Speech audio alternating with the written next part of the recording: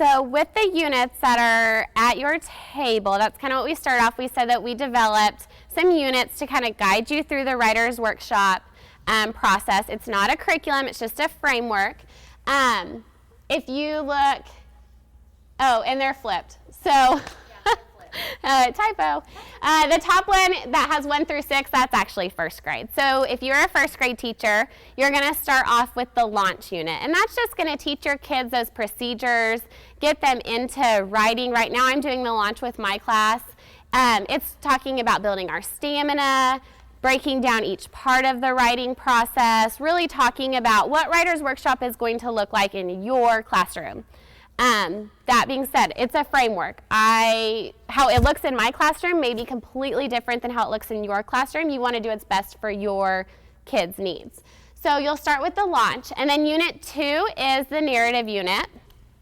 Unit 3 is how-to writing, and that we thought would be a good transition into informative writing because that's kind of a big concept for 6-year-olds, 6, 7-year-olds. So we started with how-to writing. Then it goes into informative writing and then persuasive, and persuasive is by far my favorite. So if you are doing it with your first grade class, like try not, I do several of these, you know. There's a couple of Friends quotes in there, so I got real excited writing that one. And then Unit 6 is the fiction unit, and so all of these match the standards for whatever grade level you teach. We went through and made sure that each standard in, you know, reading and writing was, especially writing, was addressed. And so I know for first grade we have to teach narrative, persuasive, informative, and that can seem kind of daunting, especially when your kids come in at the beginning of the year and they can't, you know, segment sound. So you're, what are we going to do? But this transition makes it really, really simple to meet all of that criteria and meet those standards so that you are, you know, helping your kids grow as writers.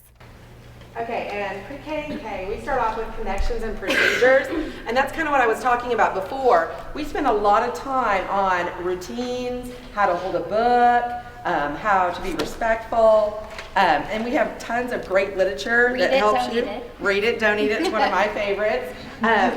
So we start off extremely slow, 3 lessons a week, and we leave 2 days open for any review or anything you want to do. I just want to say also that I love with Writer's Workshop that I'm able to implement a reading lesson into the wonderful literature that we're using in the writing curriculum. So it's very easy to combine your reading lesson with your writing lesson. And so from connections and procedures, we go to writing is just drawing on paper. We want our little ones to see themselves as authors, and we don't want them to think that that means they're writing words. We want them to understand that what they're showing in their mind movies that they're making for their story can be implemented on a piece of paper through just a drawing.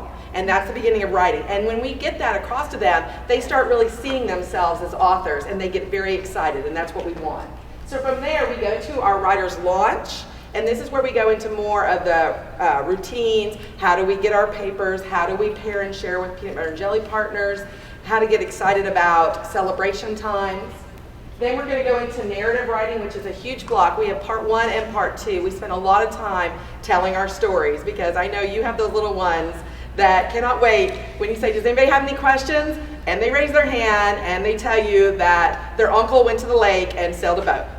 And you're like, okay, that's a great question. Now we're going to talk about what is the difference between a question and a statement. They want to tell their stories. And so we spend a ton of time with narrative writing, and then we end the year with step-by-step writing, and we chose how to make a peanut butter and jelly sandwich, because I know a lot of us have taught it that way before, so it stays familiar. And for pre-K, Unit 1, 2, and 3, you may just get to Unit 3, depending on your class. Don't think pre-K, you have to go all the way to 5. Unit 3, it will probably end your year. If you have some really advanced kids, then you can go on. So don't let that scare you. So units 1, 2, and 3 are that's really what you need to focus on for pre-K. And how we developed our units, if you were to look inside the units, so say for instance I'm doing the narrative unit for first grade. It's going to have a calendar for about approximately 20 days.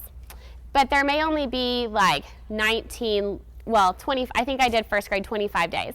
There may only be 19 lessons in that unit. And we left days for just review because you're going to want to spend some time with your kids.